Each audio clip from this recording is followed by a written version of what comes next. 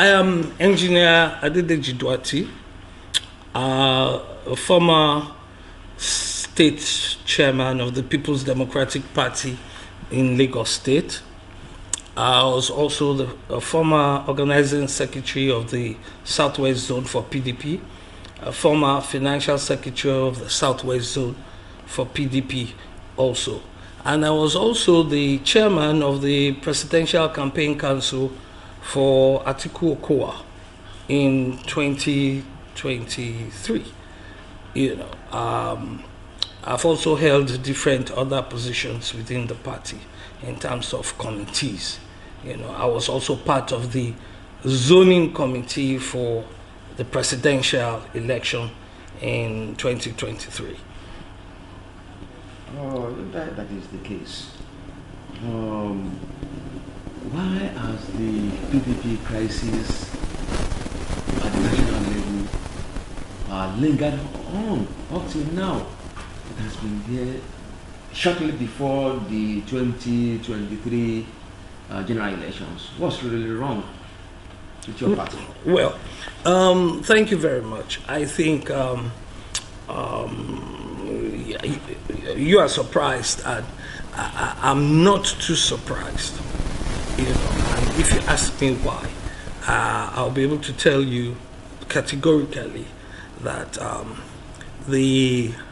unfortunately, the IU-led NWC have not handled matters, adequately. They have not handled matters using the Constitution as their guide. They have not handled matters in a diplomatic way. You understand? The whole PDP crisis started immediately after the presidential election. However, it had already galvanized, and it was already apparent during the various congresses in the various states. So, after the emergence of Alhaji Atiku Abubakar as the presidential candidate, it was born on the party, not only the NWC, but including the entire NEC, to sit down and see how they could fashion out a template to bring all factions together. There had already been a lot of tension drawn within the governors of both the South, the East, the North. And when I say the East, I'm talking about the Obi group. When I'm talking about the North, I'm talking Atiku, Kwakwanso. In the South, you're talking Obi and Wike and one or two others. In the North, you're definitely talking about Kwakwanso, you're talking about Atiku, you're talking about Tambua. So, it was an oversight that occurred within the party, whereby immediately Atiku won, enough time was not given in proper reconciliation. And in politics, proper reconciliation already carries a lot of weight. That means you must have sat down with those that lost elections, or those that you believe are hurt by your emergence. You must have sat down with them. You must have also created a shadow cabinet whereby everybody has a stake. That alone creates transparency on what your administration is going to be looking like when you emerge as the president. Everyone should have a sense of belonging. A sense of belonging, including those from the opposition party. Those that were strong at that time was NMPP, Labour, APC. You are supposed to be able to fashion out space for everybody so that each and every one of them will have a stake. Those that are stronger than others will have a higher stake. It is the stake you have in the positive outcome of the election that creates the galvanization of your winning.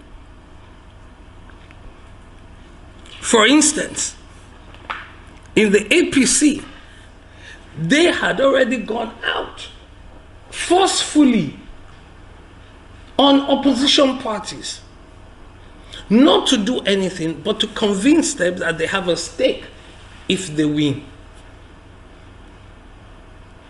If somebody says, I will make you a cleaner when I win elections, and you look at it, and you say, oh, cleaner, okay. And somebody else comes and said, I'll make you the MD when I win. You would definitely work for the person that says you should come and get the MD. And you will carry your crew. Because he sees something in you, okay, that is worth his salt. When you don't see somebody as somebody that is worth it, when you look at somebody that this person does not matter, when you look at somebody and say, to hell with him, then you are not sure, especially somebody in your house, then you are not sure of where you are going or how fast you can build your castle. In PDP then, you had the G5. You had the Kwankwasos of this world. You had the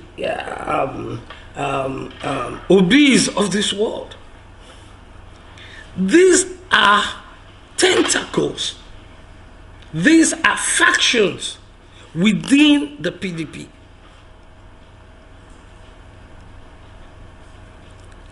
So one, you are missing 5 of your governors, and 5 governors that have carry weight.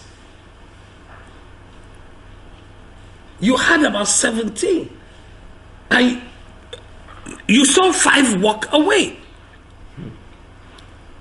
And I'm talking about the party. I'm not talking about Atiku.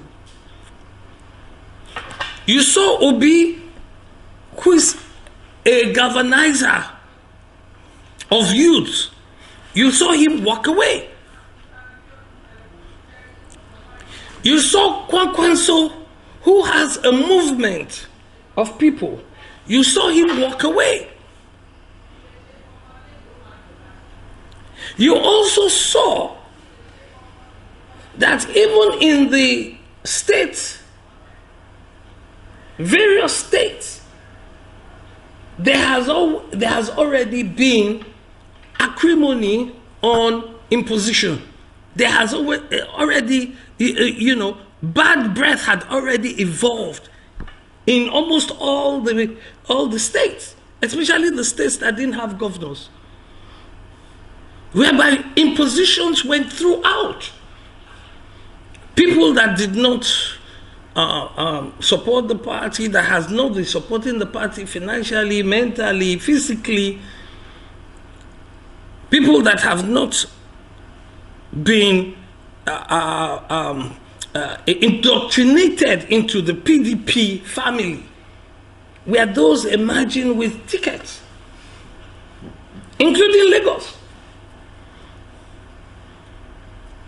Now, when you sit down, you can look at a crystal ball, and you don't even need a crystal ball to say that you are on a rough road and it's going to be a bumpy ride. So, the crisis of PDP started from all this.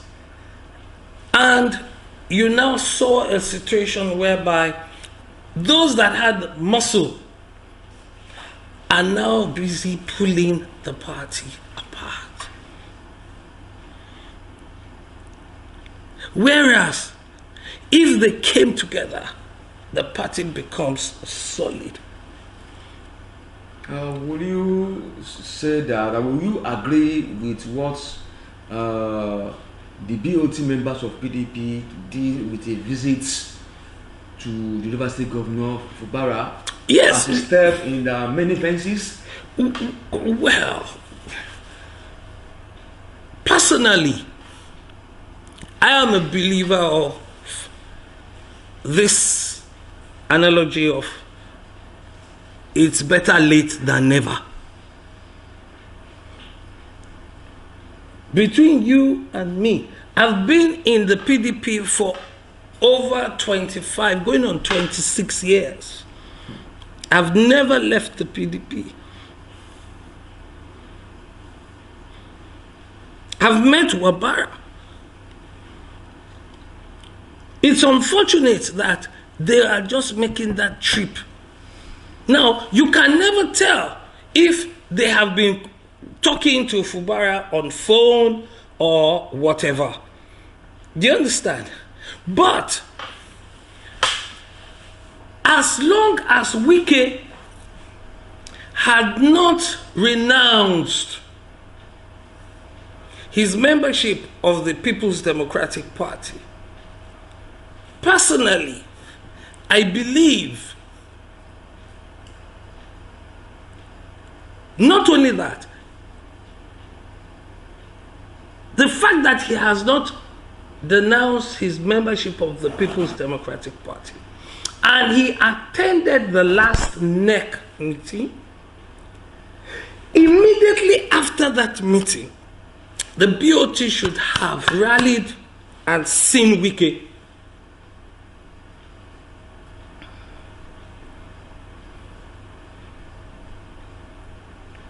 And by sitting with Wike, they could have come to an agreement, or they would have seen a body language, or he himself would have said something to make us know where he stood or where he stands.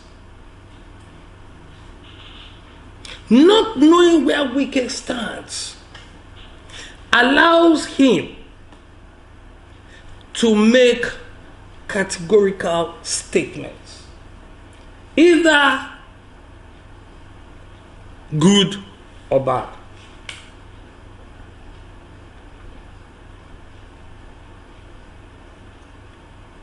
Wike loved PDP to his bones. Wike, like every other politician, also loved themselves.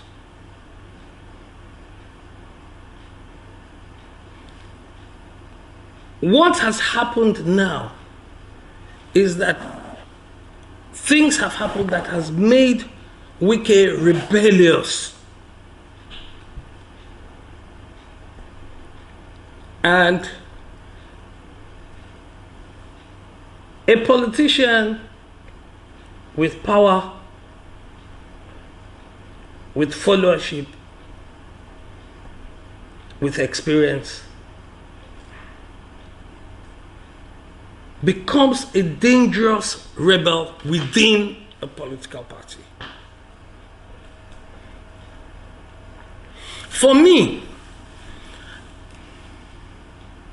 as the state chairman of the People's Democratic Party, as a former state chairman, we worked with all governors from different states. We worked very closely with Okowa. I worked very closely with Wike. I worked very closely with, Sheyi Makinde, and different other governors. Obaseki.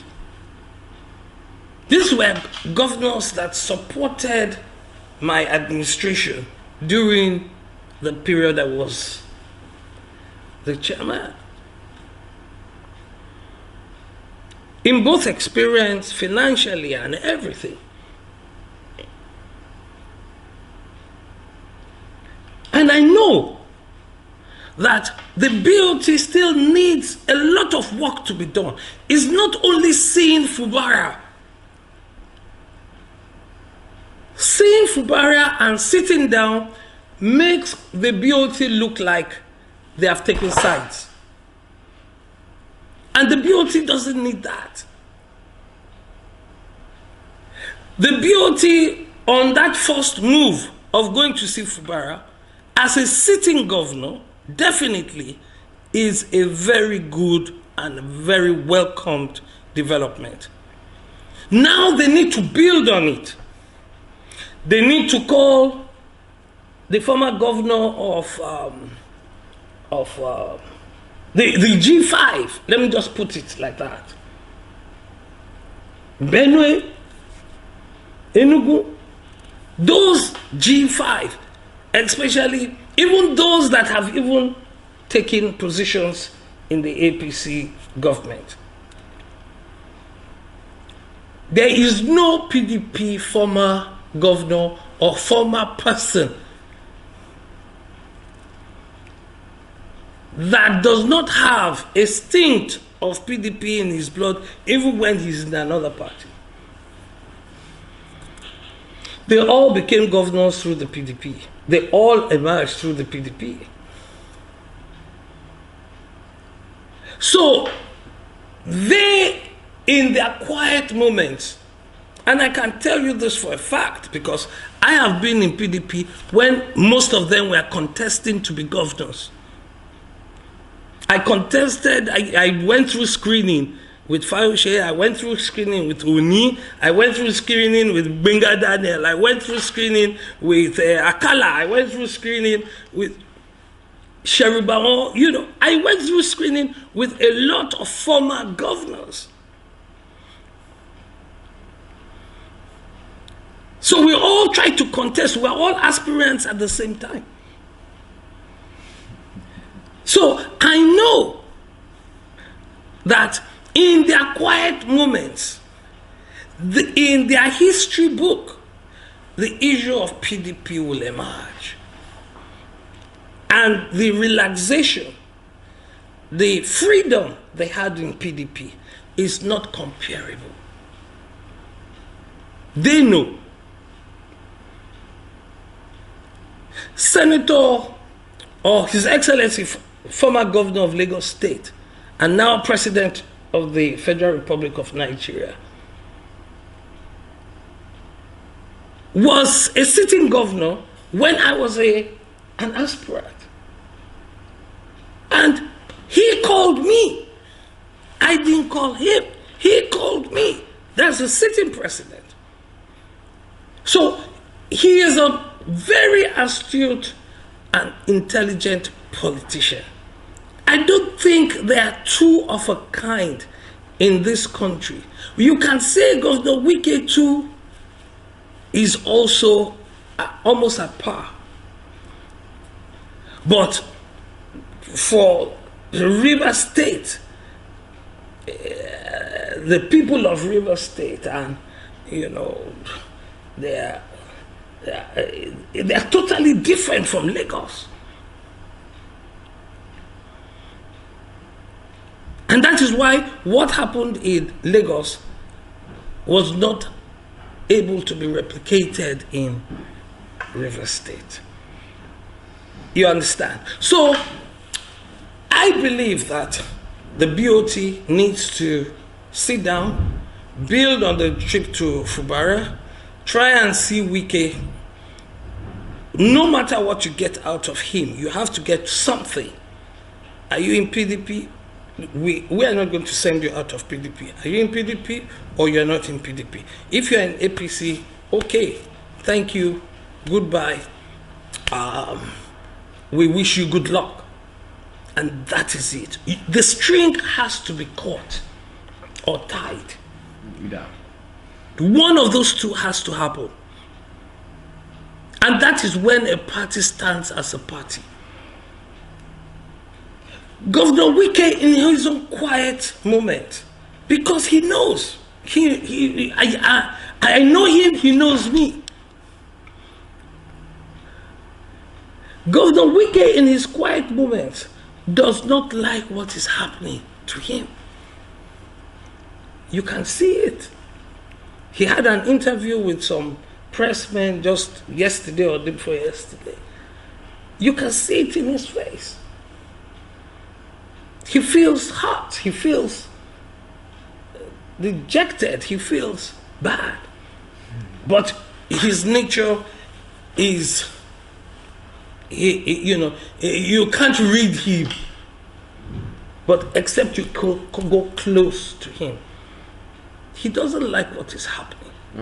And he needs to know that his actions is affecting a lot of people in the PDP. He is damaging the psyche. He is damaging the interest. He's killing the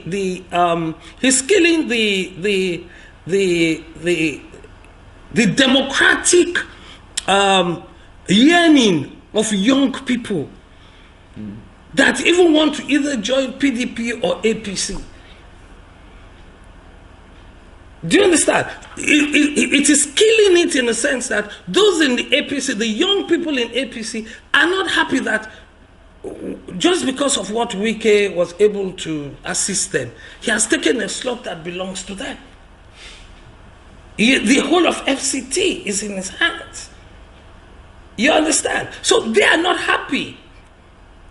The president can be happy, but most of the members, especially those members that have been there for very long, that have been helping in the APC, they won't be happy with all the appointments given to the PDP members in APC, because they will look at it that they could have won even without working with them.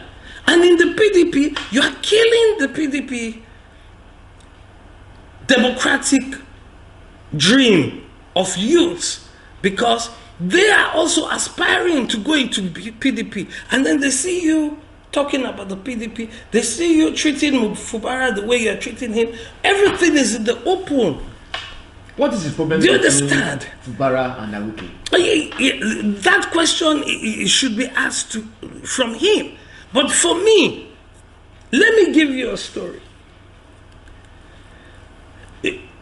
It's not only peculiar to Wike, it's also peculiar to a lot of other people. But it depends on how you are. Let me give an example of Akwa Ibom. The former governor of Akwa Ibom was the one that worked for the emergence of the present governor of Akwa Ibom. And it has happened like that in different other states. Some are cool as they work for you and you become governor.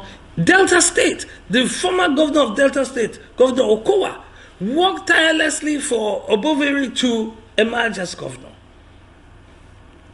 A lot of them either cut the cord and let the new governor do his thing, or, like Tinubu, will hold his cord and it become a puppet.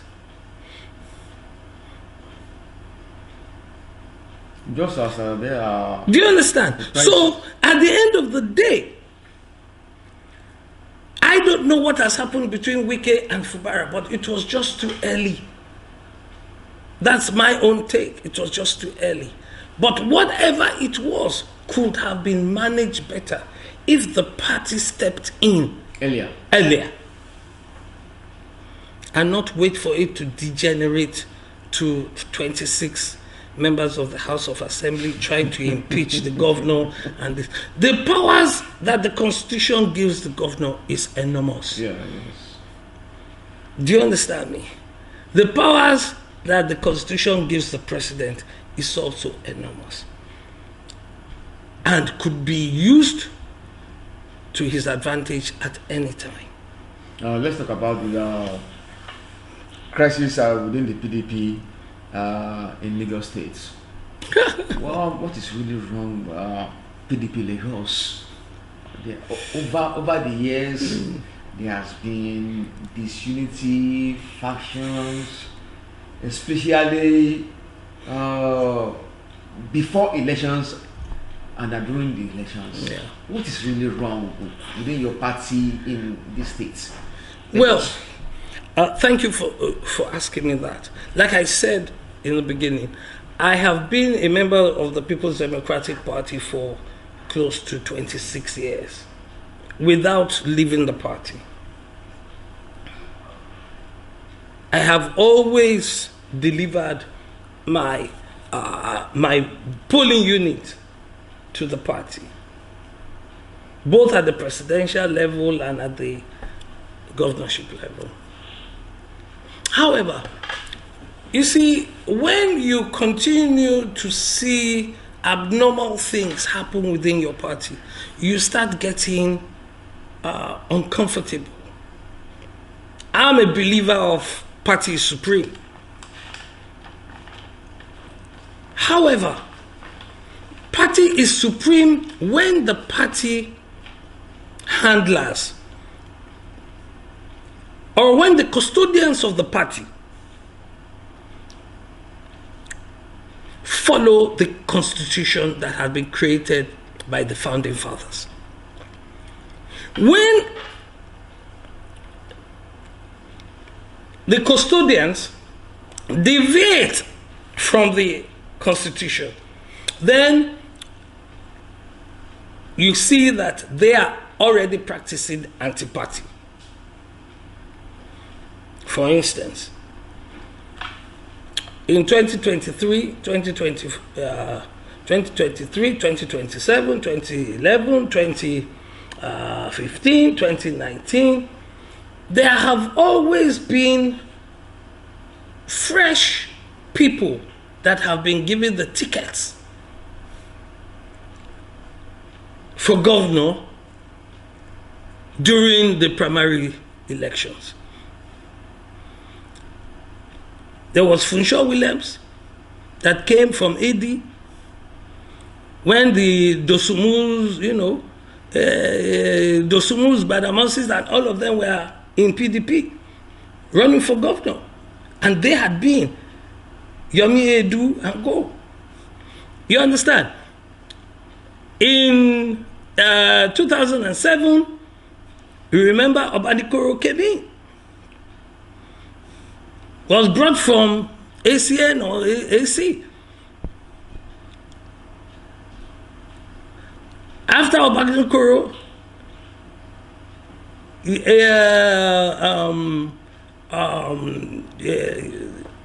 this guy, Dosumu, was brought from Nemasa. He wasn't a grassroots person. We didn't know him. After Dosumu, Agbaje Kebi. After Agbaje, then Agbaje again.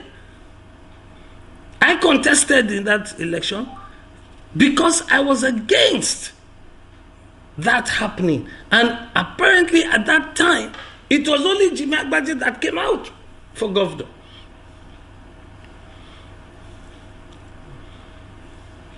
After Jimmy Agbaje the second time, then you now brought a 4-week-old or a 4-month-old person from AC, from ACN. the leaders today don't even see it. They don't even realize it. Let me tell you something. I noticed, I did an audit of the PDP membership in Lagos State. Our membership was far below what it should be. At the moment? No, at that time. That was in 2018. And we were going to run in 2019. You understand? So, I decided to run for state chairman in order to do a proper audit and galvanize and mobilize into the party towards 2023 election. Now, I became state chairman in 2019 after the election.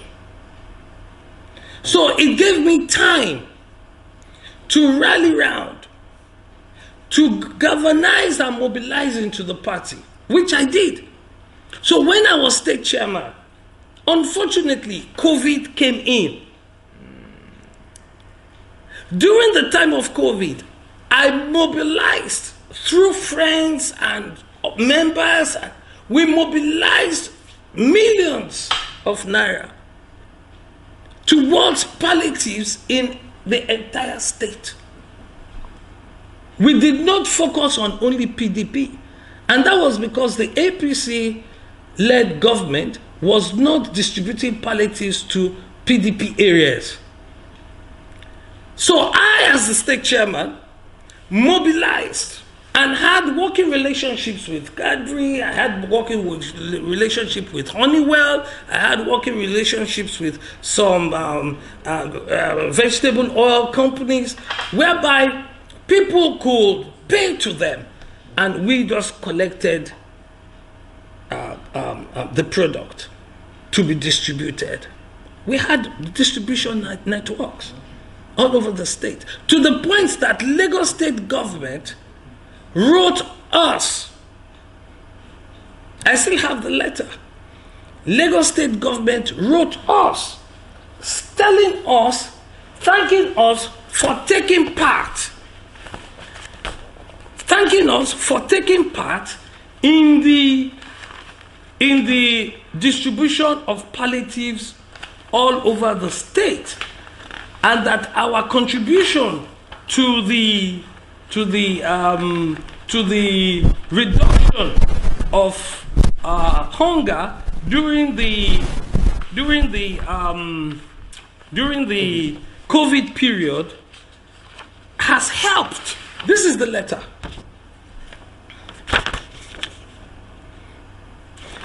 It says, on behalf of the Ministry of Youth and Social Development, I wish to express our sincere appreciation for the donation of 10 cartons of Honeywell noodles to the Old People's Home, Sabo Yaba. I pray that God in His infinite mercy shall reward you abundantly for your act of magnanimity and passion for the less privileged in our society. And it was written to the state chairman, People's Democratic Party. This is the work we did.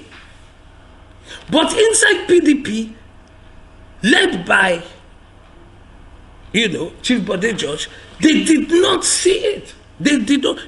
As a matter of fact, they worked against it. These are donations into Honeywell. We had close to over 1 million cartons that came out of Honeywell to help the indigenous company, Honeywell, to make sure that their staff continued to work and they continued to have money to pay their staff. We mobilized money into Honeywell, and it's owned by about Tudeko. Do you understand? And we distributed it all over the state. And the state recognized, but we never got anything from PDP. Oh. We never even got from even the governors that sat in PDP. You understand? So what I'm trying to say here is that PDP Lagos State lacks visionary leadership, cohesion, investment, and in terms of creating hope and helping the youth achieve their dream. Let me give you an example. Today, there is hunger in the land, created by maybe bad governance or, climate change or whatever. All the states, the PDP states that don't have governors, are wallowing in hunger. And we do not even have any governor that has said, PDP Lagos State, let us send you 2 trailer loads of rice, or let us send you 1 trailer load of spaghetti, or let us send you salt, or let us send you sugar, or let us send you anything. Doesn't have to be money. What is the contribution? Do you understand? So that is where leadership comes in. That is why cohesion of a party comes in. That is where management of a party comes in. That is where you galvanize, you support youth to join your party. What is the contribution of Chief Bode George in Lagos PDP? Well, it's a question you have to ask Chief Bode George. It's a question you have to ask Chief Bode George, because as far as I'm concerned, because it's a big fish, you know, the PDP family in Lagos State. He has been there over years. Yes, you see, when you have been there over years, Chief Bode George is our leader. Chief Bode George is our father. Chief Bode George is our mentor. Do you understand? However, a mentor, a father, a grandfather, or whatever you call it, is not caged from making mistakes. Is not caged from making mistakes. And then Chief Bode George was governor when he was probably 35 or 40 years old or something like that. Chief Bode George is only 80. Over the past 40 years, things have changed. Psyche of people have changed. The political terrain has changed. When Chief Bode George was governor, Wike was still, he probably still in the university. You get my point? You know, where was Fubara when Chief Bode George was governor? So it is time for PDP to step back and look at these. You cannot move. Let me tell you something. It's just like, we are talking about Chief Bode George. When you are talking about Chief Bode George, you are talking about Obasanjo's time. You are talking about close to Gowon's time. You are talking about, the times of old. Listen, let me give you a very good example. I ran for governor at the age of 38. I am 62 now. You will not believe it that if Bola Tinubu does 8 years, I will be 70 by the time he completes his term. That is how the old waste the lives and waste the lives of youths. Do you understand? And a whole generation goes. And it's only because you're showing respect. Do you get my point? In America, Obama became president at the age of how old? About 45. Bill Clinton, 40 years. 40. Do you understand me? You understand? I am even getting too old to even run for governor. It's my junior brothers that are running for governor. That is how a generation stops other generation from evolving. Senator Ahmed Bola Tinubu, in Abacha's pictures with MKO Abiola, you will see Senator Tinubu behind, His Excellency, Mr. President.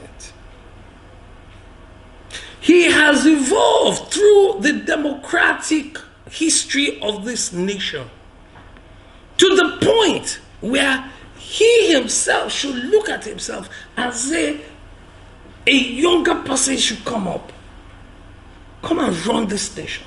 A person with IQ, a person that, and then he could mentor that person. But in this part of this country, do you understand? Our old lay entitlements, they lay entitlements to positions of authority, positions where you should have young. Go to China. Go to China. You will see a director of a big parastatal in China, and you just see a young lady of maybe 27, 28, or 30. And she's the one controlling the whole thing. The youth of today, the Gen Zs and the Gen X, and they have a different mindset. They have passion. They have technology. Their brains are not wired like ours. Address the indiscipline in the party.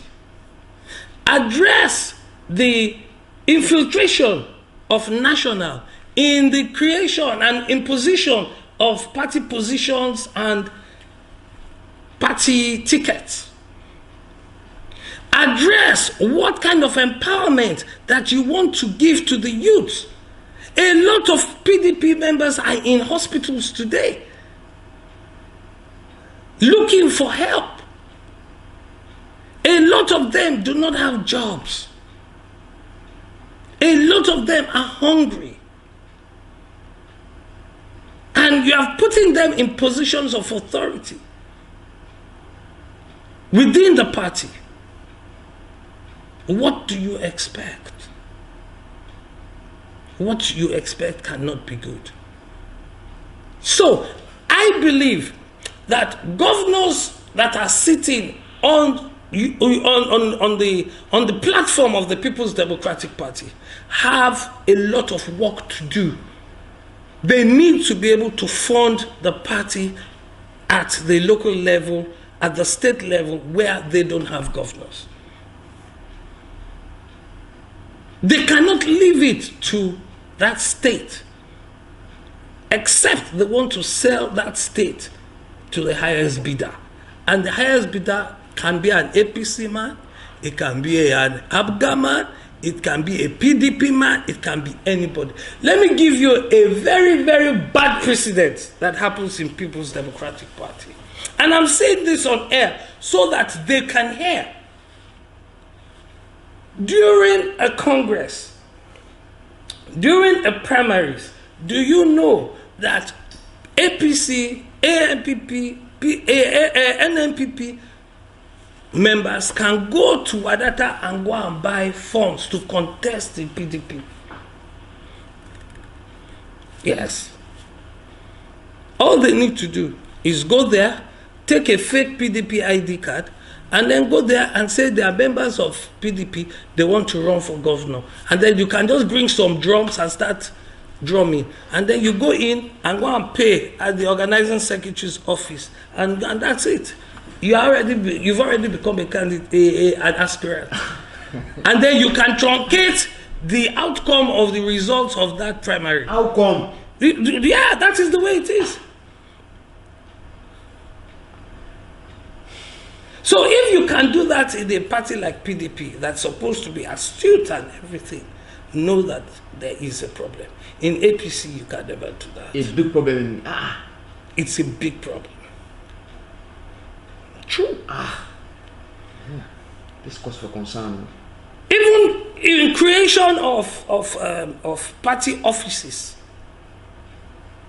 you can go over to Abuja and go and buy the forms of party office into every position.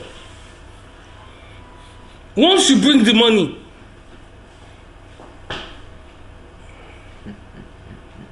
how can you operate under such?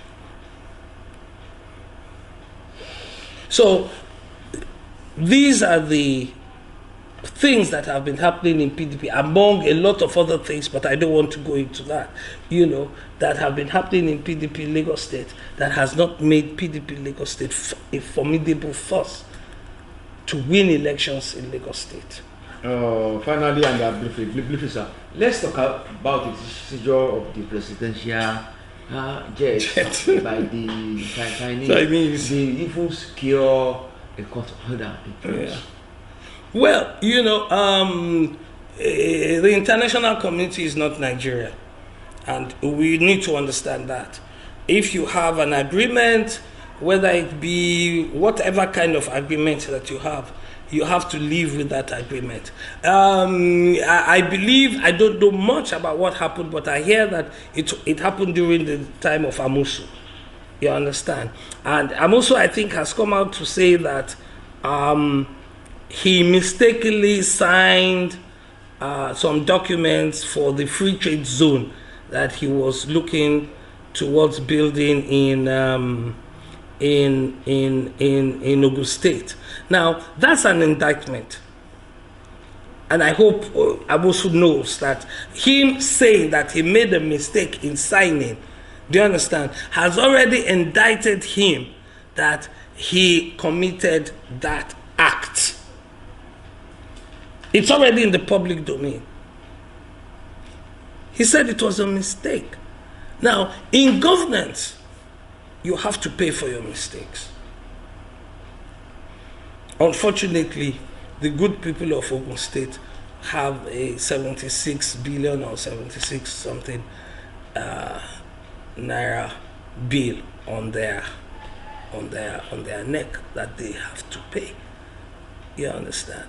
It is now left to the federal government to see how they can work this out in a bilateral form. The agreement was between the Chinese firm and the state government. Yeah. So why involve the federal government? Why seize the presidential jet? Yeah. Okay. Good. Now, when in government, I don't know how the structure worked in this particular instance, but normally, a state does not go out and take a loan, especially and go into bilateral agreements or take foreign loans without the backing of the federal government. Okay. So it is when I believe that particular agreement was backed by the federal government, and they just triggered the agreement. They triggered that clause. You understand? They triggered that clause against the Ogun State government, against the federal government. Sorry, you understand? So that is exactly what I think has happened, and I'm sure that when the diplomatic attaches and the business communities and business interest groups in that transaction meet, then definitely they will. This issue of the presidential jets, what does it indicate for Nigeria? Although one has been released. Yeah, I believe that if one has been released, thank God we have one that the president can ride on, and then the others definitely will be released once an agreement has been reached, But the Chinese just wanted to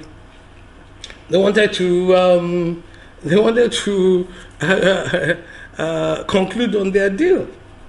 You understand? Nigerians too have done it in the past, yeah. They've done it. They've seized aircrafts owned by one or two businessmen in South Africa. They've seized. Nigerians also do it. It's just that you don't hear about it. Nigerians also seize other governments, not government, but other private individual aircrafts in various countries when there is a litigation going on that is in their favor. Yeah. Thank you so much, sir. Thank you.